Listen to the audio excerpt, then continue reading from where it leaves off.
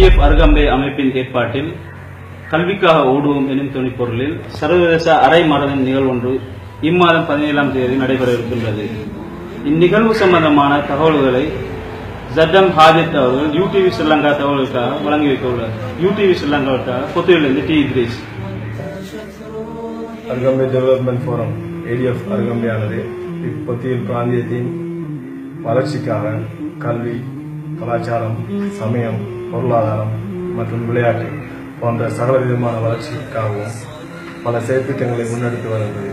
அண்மை காலமாக இதன் பல வெற்றியான செயற்திட்டங்களை தொடர்ந்து எதிர்வரும் ஒரு மாபெரும் நிகழ்வாக அருகம்பை மரதன் எனும் ஒரு நெடுந்தூர போட்டி ஒன்றை ஏற்பாடு செய்யப்பட்டுள்ளது.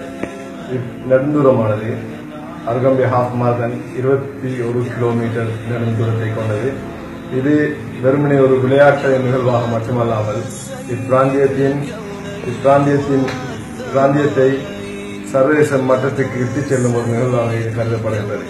மரதன் எனப்படும் பொழுது நாடளாவிய உலகளாவிய ரீதியில் பல்வேறுபட்ட பிரசித்தி பெற்ற மரதன் போட்டிகள் நடைபெற்றுக் கொண்டிருக்கின்றன. அதே போன்ற ஒரு நிகழ்வை எமது பிராந்தியத்துக்கு நாம் பெற்றுக்கொள்ள வேண்டும். எமது பிராந்தியத்தில் ஒரு ஏற்கனவே எமது அருகம்பை பிரதேசமானது சர்வதேச மட்டத்தில் பேசப்படுகின்ற ஒரு பிரதேசமாக விளங்கிக் கொண்டிருக்கின்றது. எனவே இதை பயன்படுத்தி அருகம்பை மரதன் எனும் ஒரு நிகழ்வையும் நாங்கள் புதிதாக உருவாக்கி இருக்கின்றோம்.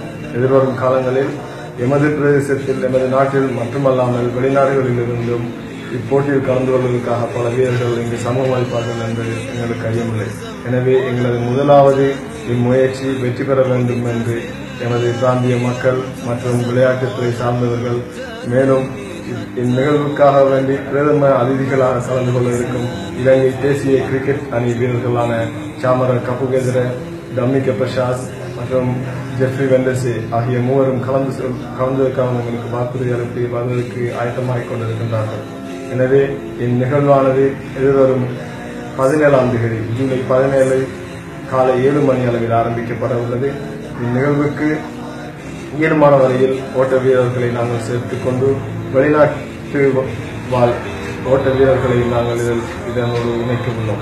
எனவே இந்நிகழ்வு வெற்றி பெற்று இப்பிரதேசத்துக்கு மேலும் ஒரு வருமானத்தை கூட்டி வரும் என்பதில் எங்களுக்கு ஐயமில்லை. இப்பிரதேசத்தின் வளர்ச்சிக்காக நாங்கள் பாடுபடும் இன்றைய இந்த போட்டியானது கல்விக்காக ஓடுவோம் என்னும் துணைப்பொருளில் இடம்பெறுகின்றது. இம்மரதன் ஆண்டுதோறும் நடைபெற ஏற்பாடு செய்யப்பட்டுள்ள இந்நிலையில் இவ்வாண்டு இது கல்விக்காகவே ஒதுக்கப்பட்டுள்ளது. எனவே இதன் மூலம் பெற்றுக்கொள்ளப்படும் அனைத்து பணங்களும் கல்வியின் வளர்ச்சிக்காக இப்பிராந்தியத்தில் மூல மக்களும் சேர்ந்து வாழ்கின்ற ஒரு பிரதேசமாகும். இப்போதைய பிரதேசத்தில் தமிழ், சிங்களம், முஸ்லிம் ஆகிய மூல